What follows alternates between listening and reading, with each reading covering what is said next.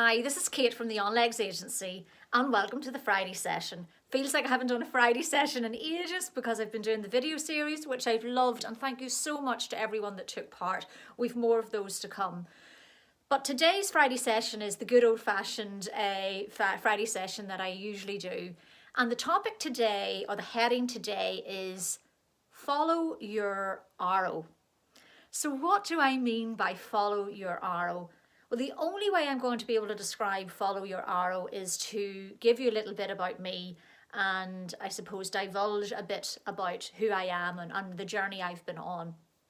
So about 20 odd years ago, I started a counselling, not coaching, counselling diploma, and I'd done a couple of certificates in college prior to starting the diploma, and it was a psychodynamic diploma in counselling, and it was something that I was, oh my gosh, so interested in and so fascinated by.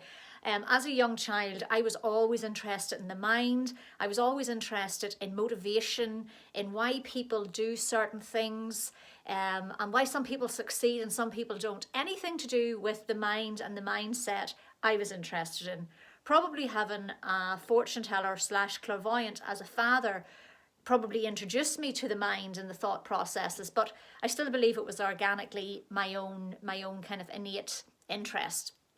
Anyway, started the course and done the few certificates and entered into the counselling diploma, psychodynamic counselling diploma, and was absolutely loving it, but I was stone cold broke.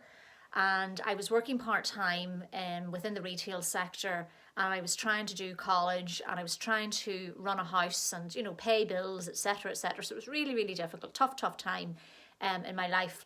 And an opportunity came up within the retail sector for a full-time role with a decent salary. But it meant not being able to continue the counselling diploma. And after, you know, a few agonising nights thinking about it, I decided to give up the diploma and take the full-time role to pay the bills. And that never left me. In 20 years, that, regret's the wrong word, but that what if, should I, you know, all those kind of thoughts, they never ever left me. Nor did the desire and interest in the mind and in the mindset and in thought processes and in what makes people tick and perseverance and resilience and grit and all of those areas. Still read avidly. If you go to my bookshelf downstairs, you'll see books on, and it's all on the one topic. It's all about the mind. It's all about thought processes, etc., etc. Anyway, don't regret the retail journey for a second. The learnings, the adventures, the experience, the amazing people I met over the last 20 years in those journeys from different retail sectors and different roles, I wouldn't give up for all the tea in China, and absolutely adored it. And I also tapped into the mentoring and coaching, and I'd been doing that for years. I've been doing that for 10 plus years, almost beknownst to myself.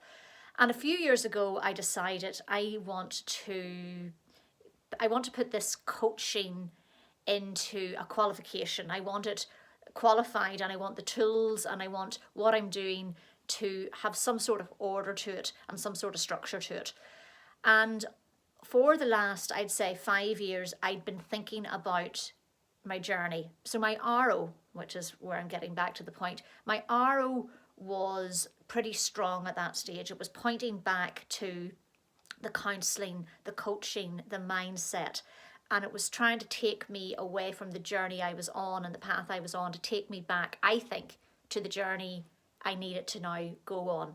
So that was about 2 years ago, nearly 2 years ago now at this stage, I signed up to a coaching qualification, a diploma in coaching as opposed to counselling, and I then set up the On Legs Agency. And the reason I went into coaching and counselling, sorry, it's a tongue twister, coaching as opposed to counselling is, counselling, although I loved it at the time, it spent its time in the past. It talks about the past, and it talks about what happened in the past that is causing, you know, you to be who you are now. Whereas coaching concentrates on the future and things we can do now to get us to our future self. And I suppose it took me 20 years to kind of get to the stage where I thought, actually, I don't want to spend time in the past. I'd prefer to spend time in the future. And that's why I chose coaching as opposed to going back into the counselling. But the point is, the arrow for me never disappeared.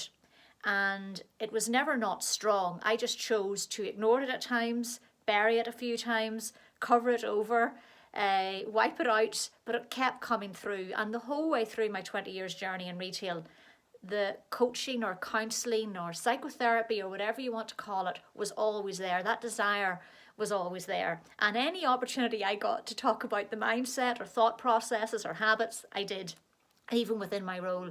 So the arrow, I gave it a chance to kind of come back out. I gave it a chance to show me where I needed to be. And the difference over the last couple of years is I started to listen to it and I started to pay attention to it and I followed my arrow. And I now find myself in a completely new role. I'm not within the retail sector anymore, although I mentor and consult within it. I find myself in a completely new role. And isn't it funny that I started in counselling 20 years ago, and 20 years I went round this little circle of life and I've come right back to where I started, albeit under a different guise or a different label, but the same sort of area. And I just think that's wonderful. And I think the reason for that is the arrow for me was so strong that it took me back to where I needed to be. So what I'd say today, this Friday, is what is your arrow? Where is your arrow pointing? And if you give that arrow an opportunity to take you where you need to go, where could you be? Have a think about that, guys. I followed my arrow and I'm very, very happy. Happy Friday.